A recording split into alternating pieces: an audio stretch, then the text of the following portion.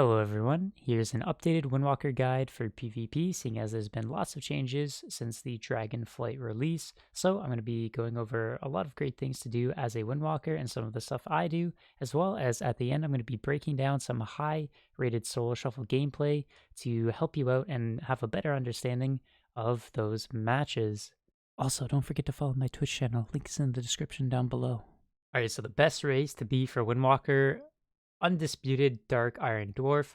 You can also go regular Dwarf if you don't have Dark Iron Dwarf unlocked, but I would highly recommend farming out the Dark Iron Dwarf race if you haven't already. Fireblood, you get main stat when you do dispel your negative effects from yourself, which can work versus anything you're versing, and you can get a benefit from, whereas Stone Form, you get a 10% damage reduction, which is nice versus physical damage classes, but Fireblood just works across the board with versus anything that you're facing, whereas Stone Form, you only get the benefit versus some comps that you're versing.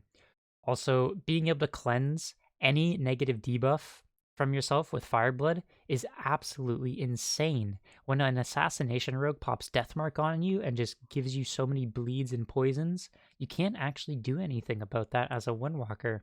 Your survivability is based on kiting and running away and healing to avoid the damage, but if a rogue stuns you or a feral stuns you and pops feral frenzy on you and they just put a huge row of bleeds on you, you can't actually avoid that damage. The damage has already been done. So if you try to port and run away, you're still taking a lot of damage, which you can't out heal with your current healing strength right now. So there's so many times where I've used Fireblood to cleanse myself from all of those poisons and bleeds and just absolutely save myself in situations, and it's won me a lot of arena games and solo shuffle matches. Alright, so let's look at the gear that you want to be running as a Windwalker. So first of all, you want to be having two one-handed weapons, both with double Sophic Devotion on them. Sophic Devotion gives you main stat, which is really nice, and if you have two of them, whenever your Sophic Devotion procs, you're going to get the benefit from both of the enchants on your weapon at the same time, which is really nice. So I only have rank 2, which combined when I get a proc is over 1700 agility, which is insane for main stat. So if you have rank 3, it'd be even more than that. And also when you do press Strike of the Windlord, when you have double one-handers, if you're auto attacking, your Thunderfist can proc back to back like really fast, whereas as if you have a two-hander, then your Thunderfist procs are going to be going really slowly. So it's a lot better for that extra burst, and also having that extra weapon enchant is by far way better than a two-hander. Also, let's look at your tier sets. So you want to be running with the 4-set tier as a Windwalker, mainly trying to get the PvP pieces if you do get lucky in your vault, or when they release the Catalyst of Creation, where you can actually just craft them from your regular set, which is really nice. You want to be running with the 4-set, and you want the shoulders, chest, hands, and legs. You want to exclude the helmet from the 4-set. That's the one you want to skip out on, mainly because you can have that crafted helm, which is nice, and also the helm gives you a lot of haste and a small amount of mastery, which you don't really want to have extra haste as a Windwalker. So, because you get a lot of benefit from like your Invokers and your Alpha Tiger PvP talent. So we don't really need to have extra haste on our gear. So even though you're losing out on some versatility by having the hands and the shoulders for your tier set, it's going to be really nice to have that extra Fist of Fury damage, seeing as the recent buffs to our Fist of Fury, and also having that 4-set on top of that is going to be really nice. And the 2-set is absolutely insane with that 30% damage on Rising Sun Kick and your potential Spinning Crane Kick with if you have a Dance of GG proc. So that's the 4-set you want to be running with. And also, for your gear, you want to be running with Versatility Mastery on every single piece of gear that you can get, and also run with the Badge Trinket. And also from the Bloody Token Vendor, your chest is going to get replaced with your tier set eventually, but I have a belt and I have bracers from the Bloody Token Vendor that's upgraded, Primal Infused from the Trophy Strife with that Sparks of Life quest, because the Versatility Mastery Belt and Bracers you get from the Bloody Token vendor, you can't get from the Conquest vendor. So having those 2 extra pieces, I also have it on chest, but that'll get replaced by tier. But having those pieces, Versatility Mastery, is really nice because even though they're 3 item levels lower than the Conquest gear, just having that optimal stats of Verse Mastery on your belt and bracers when you can't get it from the actual PvP Conquest vendor is really nice to have. And also for the crafted PvP gem, you want to be running with the primary stat and versatility. You can get this crafted at the crafting orders station. Also, for your crafted gear, you want the boots for that CC reduction, which is really nice. And you can either choose between the helmet or the elemental lariat, which is the neck. For now, since I can't get the elemental lariat crafted to a very high item level, for now I'm just going to be running with the conquest neck and the crafted helmet. But if you can get your elemental lariat crafted to like around 418 item level, I think that is a really good option to craft over the head, because you can get a versatility mastery headpiece from the conquest vendor. Alright, so let's quickly talk about what talents I'm currently running with after the changes. So on the left side, this is the monk tree I like to run with. When I don't need Eye of the Tiger, I like to take a point out of that and go detox when I need to detox things. But if I don't need detox, I'll take Eye of the Tiger. There's also another build you can run. It'd be Chi Wave and that sort of build right here. And if you need detox, you could do that. But I don't like to run this build mainly because I don't think Chi Wave is very good right now. So that's the build I like to run with on the left side. And for the right side, for Windwalker tree, this is the build I am running with. Ascension doesn't seem necessary. Neither does Hardened Souls. Hardened Souls is a good talent, but going the left side right here to get Shadowboxing Treads feels a lot more beneficial. And you do get to access more talents in the bottom tree if you do not go with this path right here. Mark the Crane is really nice with Shadowboxing Treads because your Blackout Kick actually cleaves with Shadowboxing Treads, and it spreads your Mark the Crane for free. You don't have to run around tabbing a bunch of pets. And Dancer GG is really nice because, like, again, like when you get that Mark of the Crane stacked up, pressing your Spinning Crane Kick with a Dancer GG proc feels really good. Generally, if you don't have a Spinning Crane Kick proc, you don't want to press your Spinning Crane Kick, but it gives you a nice extra button that lights up. And it's worth the global and it's free. So that's a really good build to run with here.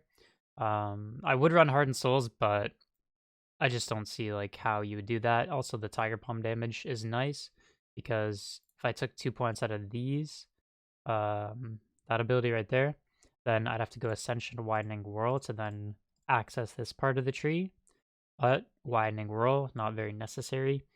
We don't need extra radius on our Spinning Crane Kick. Even 15% is very minimal. So if we take 2 points out of that, Ascension and Widening Whirl, we can then go 2 points in Touch of the Tiger, and then get Dance of Chi to then access the bottom row of your talent tree, which is nice. Also, with the recent Tiger Palm buffs, I think Touch of the Tiger is really nice. You can hit up to like 30k plus crits with your Tiger Palm, which is really nice, especially when you proc your Skyreach. And even with the Skyreach nerfs, we're still going to be running it. The dash is really nice, and also 30% crit is really good as well. I do like to run with Serenity over Images currently. Serenity just feels a lot better because Images, there's like so many things that other classes can use to stop your images, like AoE fears, roots, and like there's much more ways like your images can get interrupted, and you'll have to then cancel them, which I do have a macro to cancel my images for some points where like my images are CC'd and I'm not, so I need to cancel them in order to do maximum damage, which doesn't feel good at all. But Serenity feels really nice, especially because you have that leg sweep cooldown reduction. So like every other leg sweep, you will have a Serenity go, which does feel good. And also in between your Serenity, you can then shove a mini go with your Strike of the Windlord. So if you have like your Fade Line Stomp and Cap available and your Strike of the Windlord, you don't have like Super Serenity, you could then incap the healer, Phalanx Stomp, Strike of the Windlord, and Shove the Damage go on the DPS, which feels really nice to do that in between. Whereas if you're running with images, you'd have to wait for every leg sweep to do damage, so you'd be holding the cooldown on your Strike of the Windlord and your Phalanx Stomp, and like you basically just be waiting for your leg sweep to do like an images go with your leg sweep. So it just feels like you're doing goes more often and you're putting out more consistent pressure with Serenity, even though images you'll have more charges. But in order for your images to be effective, you're basically gonna have to just hold them until your leg sweep. Because if you just try to do a go with images without leg sweep, like your images are gonna get CC'd by the enemy team, which doesn't feel nice at all. And also Drinking Horn cover, it doesn't work in arena. It's actually the effect is actually disabled in arena, but if you don't take Drinking Horn cover, then you'd have to run like with Meridian Strikes or Spiritual Focus in order to go here. But if you run with Drinking or Inner Peace Jade Ignition, which I don't think either of these two talents is better than Fury of Zuin, because if you do click these talents up here, then you're missing out on one additional talent point in the bottom row, which I think Fury of Zuin is a lot stronger than these two or these two talents combined. Which I'm taking Drinking Horn cover, even though I don't get any benefit. It's just so I can transition into the bottom row. I can get Fury of Zuin and complete that bottom row of the tree. So instead of running with Zuin's Bond, I will run with Fury of Zuin, mainly because since our burst is getting nerfed with the Thunder Fist, or should I say already nerfed, the Thunder Fist and Strike the Windlord nerfs, so we can't really burst that hard, and Zuin's Bond is more so to increase your damage window on those burst windows.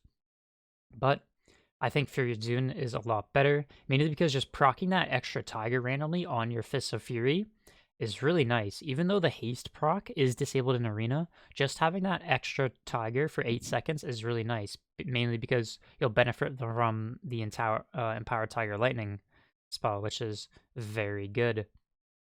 It's really nice to have on your Fist of Fury goes, mainly because our consistent damage is being buffed, and Fury of Zuin helps out a lot with that consistent damage, and I think it works together really nicely. We're still not going to be running with Bone Dust. Phalanx Stomp is by far still the best talent to run, mainly because you're just losing too much to get down to Bone Dust, and because in Shadowlands Bone Dust was really good because we had that conduit called Bone Marrow Hops, which increased the effectiveness of our Bone Dust brew by over 80%. Near the end, near like the last seasons of Shadowlands, where the conduits kept getting empowered. So Bone Marrow Hops, and which made Bone Dust Brew become even stronger. But since we don't have that conduit, Phalanx Stomp is by far more consistent. You get those Phalanx Stomp resets by fighting on the Phaline with melee, and even can do it with range. If you Phalanx Stomp in a leg sweep, you can get a reset, which feels really nice for your consistent damage, having that 8% damage increase, which is really good. Phalanx Stomp itself doesn't do a lot of damage, but having that 8% damage increase with Phaline Harmony is very good as well. And just Zuin's Battle Gear and these bottom row, that is the best Windwalker tree that I think that I can run with here. The left side on the Monk tree could be debatable between this build and the other build with Chi Wave, but for the Windwalker tree, this is by far the best talent tree to run with. Alright, so for your burst rotation, I have a video linked in the description if you'd like to see a video more in depth about that. And for macros, there will be a paste bin linked in the description that'll show all the macros that I use for a Windwalker, seeing as I covered them in depth in my last guide. Also, for my WeakAuras, which is for my add-ons, I have some new WeakAuras that I'm using, which are very helpful, which will all be linked in the description, so I'll go over them right now. So for Devouring Plague, detoxing off Devouring Plague is very important versus Shadow Priest. So I have something that shows the debuff right here that's very big, so I'm able to instantly detox them off right away, which is very important to do versus Shadow Priests. Also have a WeakAura right here that shows my Sky Reach, like with my Keepers whenever I proc it, and when the whenever it's on cooldown, it'll show the cooldown so I can time my Sky Reach better for optimal bursting and swapping, and just gives me like good information, so I don't have to look too hard to try to distinguish like when I have my Kiefers available, who I have it available for, and it's very helpful to have that weak aura. It's very good. Also, my Sophic proc for my weapon enchant. So, as I said earlier, when you do get a Sophic proc from Sophic Devotion on your weapon, you benefit from them both. So whenever I get a proc, I'm getting over 1700 agility. So I have it right here to the left of my bars. So it'll show that when I do get that proc. So if I'm looking to do a burst window, I'm not really gonna base my whole playstyle around trying to get a Sophic proc and then doing my burst, but it is very nice to know when I do have it up, so then I can also weave that in and do some extra damage if instead of running, if I do have that available, so I can do some big burst damage before I start to kite away. Also, this is for the instant vivify. As you know, or maybe you don't know, when you do press your vivify, it's on an internal timer of 10 seconds. So it refreshes every 10 seconds when you use it. So currently, as my vivify timer is ticking down, you can get back-to-back instant vivify. So if it goes here, I press instant vivify, it refreshes, and I get another instant vivify right away. Because if you already have a charge, it will keep refreshing every 10 seconds. So if you use one right before it's about to refresh again, this just lets you know if you can do like back-to-back double vivifies, and if you do have that instant vivify available for good self-healing, especially when you do port and you get that extra benefit from escape from reality. After you port, you get that vivify increase. It's really good to do that because like pressing those back-to-back vivifies is very nice to do. Also, one thing that is kind of spaghetti code right now that I feel is when you are channeling Soothing Mist and your Vivifies are instant anyway, if you do press it, a Vivify, while you're Soothing Mist, which is instant, it will also consume your instant Vivify proc, which is a little unfortunate. So if I Soothing Mist and then I press that, it'll consume my thing. So you want to try to press your instant Vivify if you do have it before you start channeling Soothing Mists, if you do have that time to then channel your Soothing Mist to heal yourself a little bit extra. Also, Explosive Shot, really important versus all these marksman hunters, survival hunters, any hunter that's spec'd into Explosive Shot. It is a magic debuff. So you can actually diffuse the Explosive Shot back on to the hunter if you do have your diffuse available and if you don't need to use it for anything else. And you can also dwarf off the explosive shot, which is very important because explosive shot can crit you for over 70k, sometimes upwards of, I've been crit for like 80 to 90k explosive shots. So being able to take that off is very important for reducing a lot of damage and surviving as a Windwalker with your diffuse or your dwarf. Mainly getting good use out of your diffuse magic. Let's say you're versing a jungle cleave with a hunter and a feral. You generally aren't using your diffuse magic for much, but you can use it very effectively versus that explosive shot. Also, with mind games, again, being able to diffuse off mind games or dwarf off mind games, very important. Or if you don't have those available, just knowing mind games is on you so you don't heal into it and potentially kill yourself or just put yourself far behind by healing into mind games. Really important to track that. Also, I do have some WeakAuras here from the WeakAura pack, but I deleted a bunch of them because I think a lot of them aren't necessary. So like I have like my modified version here. So Chrono Loop, if you it's the Invoker ability which they put on you. So if like let's say if you're low HP and an Evoker presses Chrono Loop on you, while you're that low HP, even if you get healed back up to full, you're gonna get sucked back to that small HP if you don't dispel the Chrono Loop. So knowing that Chrono Loop is on you, being able to dwarf or diffuse that off, and also just like screaming to your hero like dispel me, because there's times where I got Chrono Looped at 5% HP, I sucked back, and then I die. It's very frustrating. So it's hard to see as well. So having that WeakAura is very important to have. I'm dead. Nice. No, it might be okay. Drop. Chrono Loop, dispel. Oh, what? Oh. Also, Deathmark and Kingsbane. Really good for dwarfing that off. The big assassination rogue bleeds, so it's good to dwarf that off. Same with Feral Frenzy, you want to be dwarfing that off if you can. Primordial Wave versus Elemental Shamans. When they cast Primordial Wave, they're going to be doing a lot of damage, so just being aware of that, maybe like pre-karming that, asking for a Dispel for your healer, or even dwarfing or diffusing off that Flame Shock when they are slinging all those meatballs at you. It's really important to keep track of. Also, Hunt casting for Demon Hunter's Hunt, you can actually port the Hunt and reduce the damage. If you port the Hunt correctly, if you port while they're traveling at you with the Hunt and you port out of their line of sight, it'll actually put the Hunt on cooldown and they can't actually do any damage to you with the Hunt, and their Hunt's basically wasted. So it's really good for that Hunt casting. Spark. Capulet. Port the Hunt. Good. Yeah, Gonna- good. Yeah. Careful, Karma Karma. him.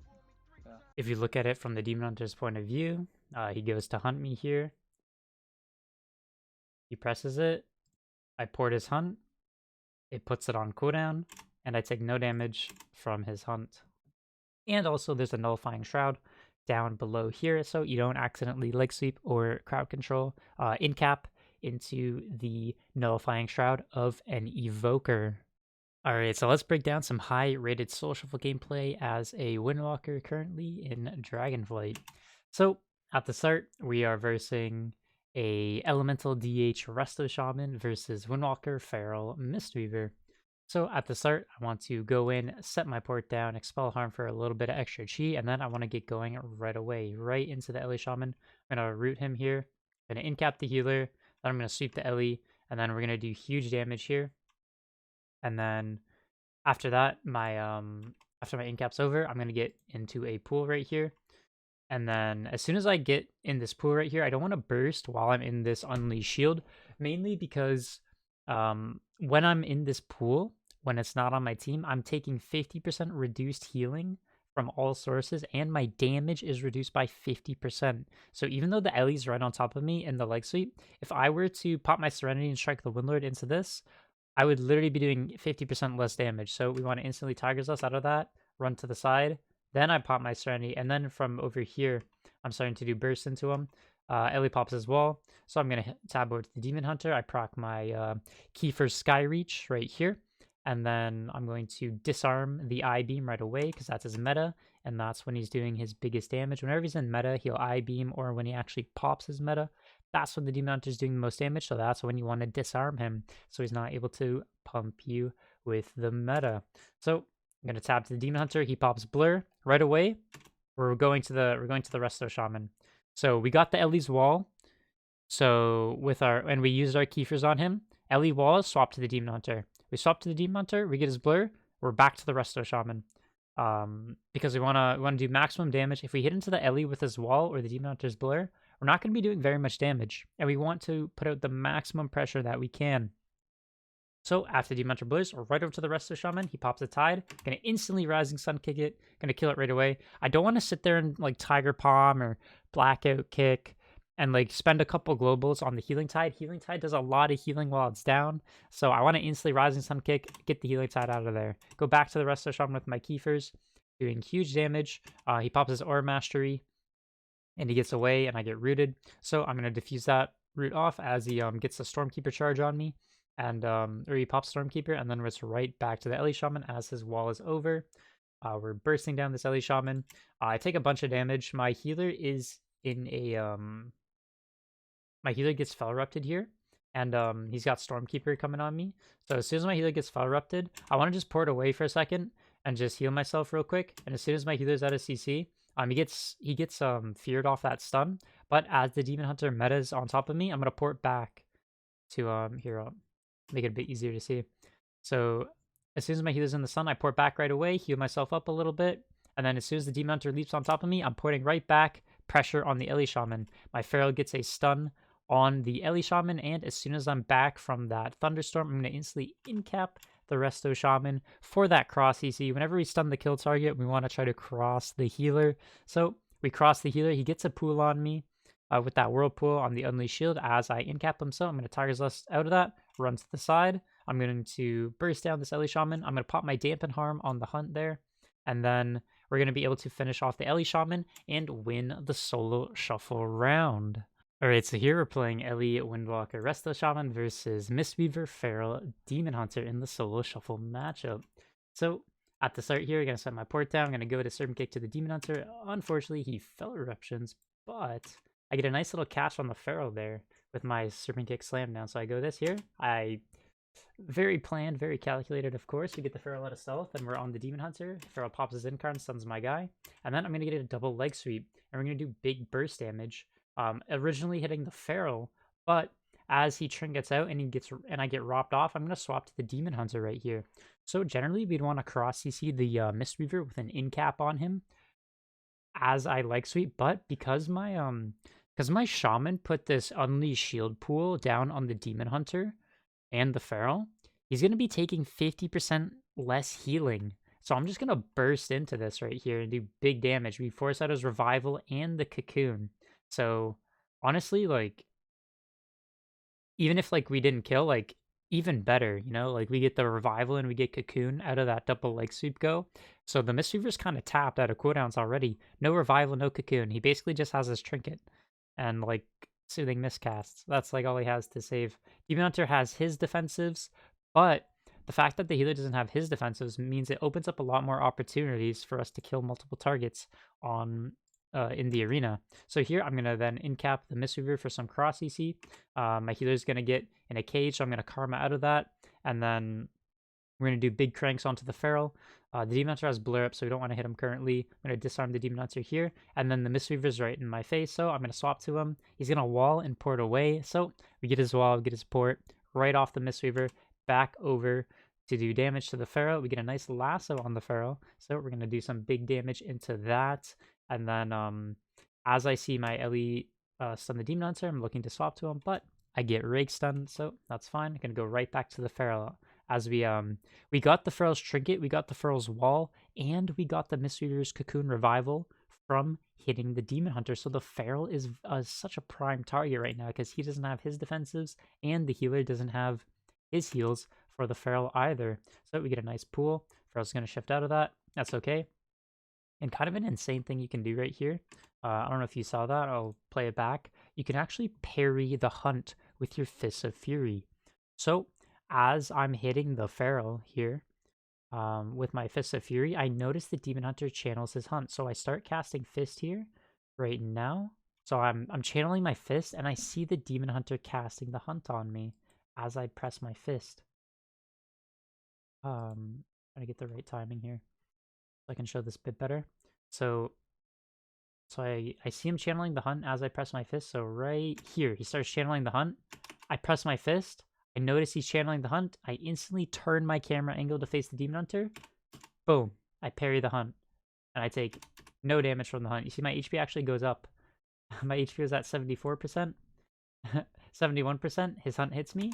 I actually go up because my healer pressed Riptide on me. And I do have the hunt dot on me, but I parried all the hunt damage, and I take 0 damage from the hunt, which is an insane thing if you can do.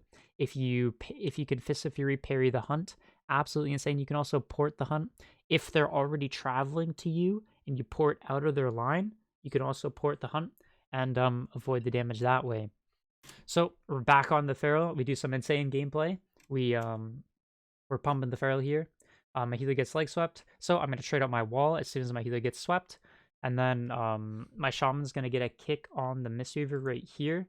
And as soon as I see him kick the Mistweaver, I'm going to Serpent Kick to the Feral. But because the Feral kited toward his Mistweaver, it's really important what I do next here. I have my leg sweep up in 2 seconds, and I see my Shaman got a kick on the Mistweaver. So when I slam down my Serpent Kick, I'm going to target the Mistweaver, and I'm going to root him right here. So I root the Mistweaver, and then as my leg sweep comes up, because the Mistweaver is rooted, I'm able to get that triple leg sweep. As the Feral walks this way and the Demon Hunter walks that way. But if I didn't root the Mistweaver here, and he started to walk away, I wouldn't have got this triple leg sweep. I get the insane lineup with the triple leg sweep here right in the center. Triple leg sweep. And then we go to the Feral. The Mistweaver trinkets out of the leg sweep to heal him. I go to incap his trinket. I get stunned. So I'm instantly going to trinket incap the Mistweaver's trinket. We go on the Feral. and then we win the solo shuffle round. I really appreciate it if you made it this far in the video. Thank you guys so much for watching. Make sure to fist the hell out of that like button and subscribe to my YouTube, and I'll see you guys in the next video.